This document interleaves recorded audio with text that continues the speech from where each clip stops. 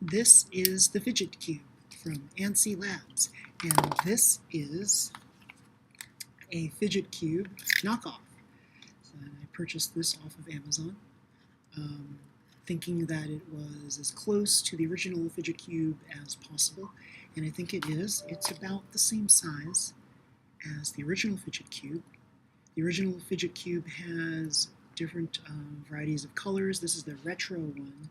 This is just a solid black one. It happened to be the cheapest of all of them. It was about $15, $14, $15. And this Fidget Cube here, I think if you don't get it via the Kickstarter, then it costs $22 now. So let's go through the various functions of the Fidget Cube. You get this little instruction manual in the fake Fidget Cube that tells you what each side does.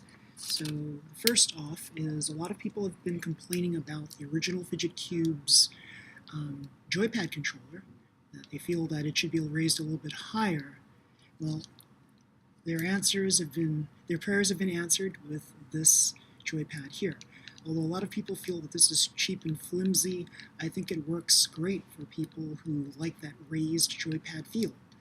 The second side has these 5 buttons. So 2 of the buttons have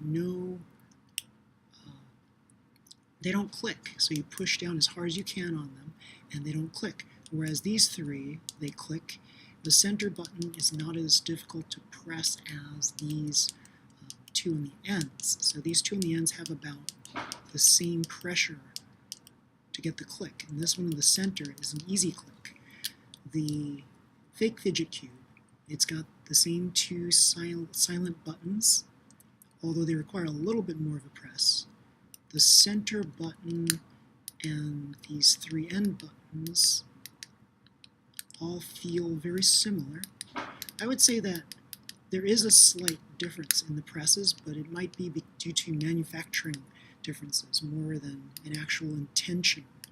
So it looks like, yeah, this button requires a little bit harder press than this one and this one. So it's not intended, I don't think. So the third side is the spinning dial. Now, depending on what you like, you can like the satisfying click that you feel with rotating the dial on this little dial here. Or if you like an infinite feeling dial, this is the way to go. So I would say that for me, I like the slightly bigger dial on my fake Fidget Cube, and I like the fact that it's not clicking rather than clicking. The fourth side has this rocker switch. Now the rocker switch, you get this click on both of them. However, on the Fidget Cube, the real one, you can silently click just by holding it back and forth like this. On here, it's a little more difficult to get that silent click. You'll still hear a little bit of clicking. This is pretty silent.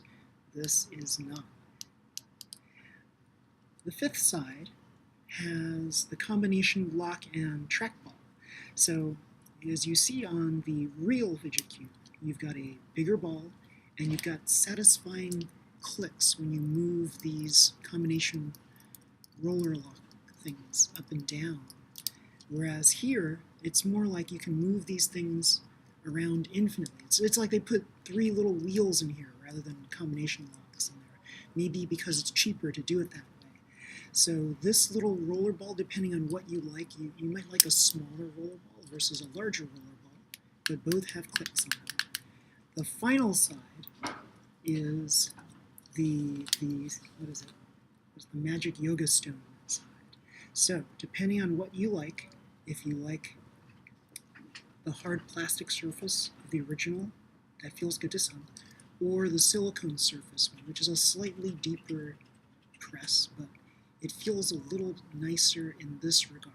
So I would say it depends on what you like between the two.